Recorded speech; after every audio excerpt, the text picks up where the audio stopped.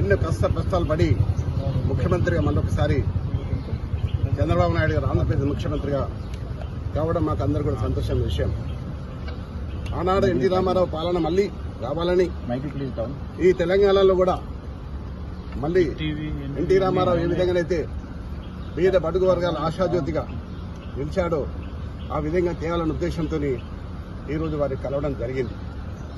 అంతేకాదు ఈరోజు హైదరాబాద్ నగరం ఇంత సుందర నగరంగా తీర్చిదిద్దామంటే ఆనాడు నన్ను మేయర్గా చేసిన చంద్రబాబు నాయుడు గారు ఆయన ముఖ్యమంత్రిగా ఉన్నప్పుడే హైదరాబాద్, సికింద్రాబాద్, హుస్సేన్ సాగర్తో పాటు ఈరోజు సైబరాబాద్ సిటీ తీసుకొచ్చింది కూడా చంద్రబాబు నాయుడు గారు. దానికి ఎవరు కాదనలేదు, సాక్ష్యం నేనే.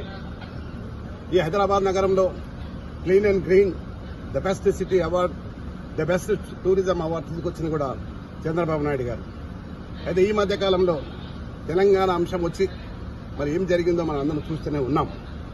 కానీ మళ్లీ పూర్వ వైభవం తీసుకురావడానికి మేమందరం కూడా చంద్రబాబు నాయుడు కలవడం, మరొకసారి మనం పిలిచి మాట్లాడుతున్నాడు. తప్పకుండా మళ్ళీ ఆనాడు ఎన్టీ రామారావు గారు ఏ విధంగానైతే పరిపాలన చేసిండో ఆ విధంగా చేసడానికి మేమందరం కూడా కృషి చేస్తాం. నేనందరినీ కూడా శ్రేణులు కూర్చున్నా. చాలా మంది తెలుగుదేశంకు ఎన్టీ రామారావు అభిమానులు ఉన్నారు. ఇంకా వారందరూ కూడా ఏకతాటి మీద తీసుకొచ్చి మళ్ళీ పూర్వ వైభవం తీసుకోవడానికి నేను ప్రయత్నం చేస్తాను. మీరు టీడీపీలోకి వెళ్తారా సార్? 100%. ఎన్నో కష్టాలు పడి ముఖ్యమంత్రిగా మళ్ళొకసారి చంద్రబాబు నాయుడు గారు ఆంధ్రప్రదేశ్ ముఖ్యమంత్రిగా కావడం మాకు అందరూ కూడా సంతోషమైన విషయం. ఆనాడు ఎన్టీ రామారావు పాలన మళ్లీ రావాలని ఈ తెలంగాణలో కూడా మళ్లీ ఎన్టీ రామారావు ఏ విధంగానైతే పేద బడుగు వర్గాల ఆశాజ్యోతిగా నిలిచాడో ఆ విధంగా చేయాలన్న ఉద్దేశంతో ఈరోజు వారికి కలవడం జరిగింది.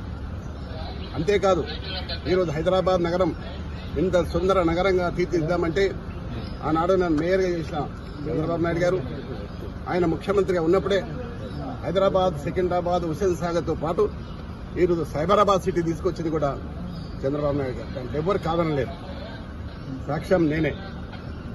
ఈ హైదరాబాద్ నగరంలో clean and green the best city award, the best tourism award తీసుకొచ్చింది కూడా చంద్రబాబు నాయుడు గారు.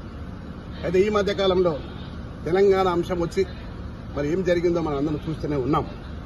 కానీ మళ్లీ పూర్వ వైభవం తీసుకురావడానికి మేమందరం కూడా చంద్రబాబు నాయుడు కలవడం, మరొకసారి మనం పిలిచి మాట్లాడుతున్నాడు.